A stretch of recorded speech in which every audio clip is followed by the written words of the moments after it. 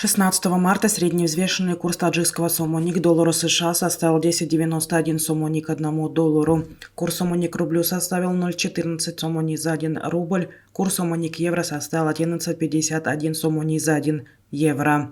Средние курсы продажи наличной иностранной валюты в кредитных организациях Таджикистана составляет 1 доллар США от 10,91-29 до 10,94 сомони, 1 евро от 11,51-20 до 11,85 сомони, 1 российский рубль от 0,1435 до 0,1465 сомони. Мировые цены на нефть в четверг утром поднимаются в рамках коррекции почти на 1% после сильного падения днем ранее. Цена на нефть марки Brent составила $74.41 за баррель, марки ВТИ $68.25 за баррель. Цена на золото в четверг утром коррекционно снижается перед заседанием Европейского Центробанка после подорожания накануне более чем на 1% вследствие волнений в банковском секторе и составляет $1920.35 за тройскую унцию. Министр энергетики и водных ресурсов Таджикистана Далер Дюма принял участие и выступил на третьей встрече министров энергетики стран-членов Шанхайской организации сотрудничества в онлайн-формате. В ходе заседания было подчеркнуто, что Республика Таджикистан продолжает строительство Рагузской ГЭС и что в будущем она не только обеспечит энергетическую безопасность Таджикистана, но и также будет способствовать увеличению объема экспорта электроэнергии соседям. В ходе дискуссии министр отметил важность межрегиональных инвестиционных проектов, развития зеленой энергии, создания и реконструкцию новых источников выработки электроэнергии, в том числе 2 электростанции, которые будут построены в бассейне реки Заравшон в рамках сотрудничества между Таджикистаном и Узбекистаном. В связи с изменением климата министр энергетики и водных ресурсов Республики Таджикистан в частности отметил, что энергетический сектор также не остался в стороне от происходящих в этом направлении негативных процессов.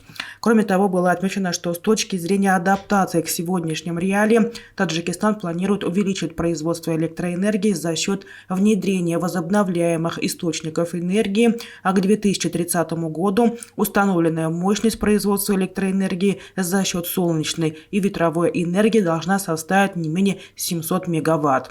В этом направлении уже совместно с партнерами по развитию разрабатывается проект нескольких солнечных станций.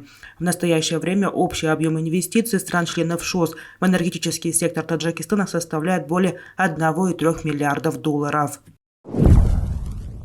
В течение ближайших недель Россия и Сирия подпишут соглашение об экономическом сотрудничестве, которое будет рассматривать и утверждать каждый проект отдельно. Об этом заявил в интервью РИА Новости президент Сирии Башар Асад. Тогда же, уточнил он, станет известна и фактическая стоимость проектов. Сирийский лидер также сообщил, что страны планируют 40 инвестиционных проектов в таких сферах, как энергетика, промышленность, транспорт, жилищное строительство.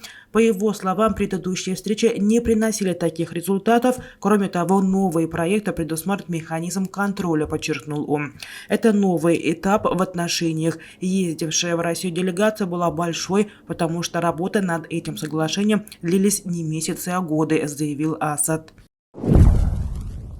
Уральская энергетическая строительная компания из России приобрела 58,41% государственной доли в узбекском предприятии «Электрик Кишлок Курулиш», занимающееся строительством электросетей.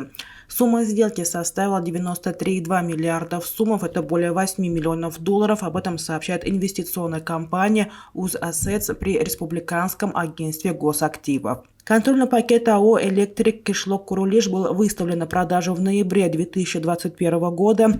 От инвесторов поступили 7 заявок, которые специалисты изучили на предмет отсутствия административного, арбитражного или иного судебного разбирательства, а также на то, что участники торгов не входят в санкционные списки ЕС, США и крупных международных финансовых учреждений.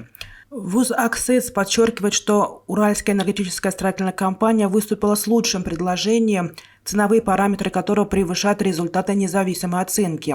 Организация, управляющая узбекскими госактивами, рассчитывает, что в будущем россияне сохранят устойчивое развитие «Электрик Кишлок Курулиш» и могут сделать предприятие одним из крупнейших в республике в сфере строительства электросетей с различным напряжением. Федеральная резервная система может влить до $2 триллионов в банковскую систему США и облегчить кризис ликвидности. Об этом пишет Bloomberg со ссылкой на данные JP Morgan Chase & Co. Использование программы срочного финансирования банков ФРС, вероятно, будет масштабным, говорится в документе. Максимальная сумма вливания от Федеральной резервной системы достигнет почти $2 триллионов. Это близко к номинальной сумме облигаций, которые находятся в руках американских банков, не входящих в пятерку крупнейших. При этом в банковской системе США все еще есть резервы на $3 триллиона. Значительная их часть принадлежит крупным банкам. Однако, по мнению издания, крупнейшие банки вряд ли воспользуются программой. Сокращение ликвидности было вызвано как ужесточением со стороны Федеральной резервной системы, так и повышением ставок, которое вызвало переход к фондам денежного рынка с банковских депозитов. В JP Morgan отметили, что программа должна быть в состоянии влить достаточно средств в банковскую систему, чтобы уменьшить дефицит резервов и обратить вспять ужесточения, которые были введены в прошлом году.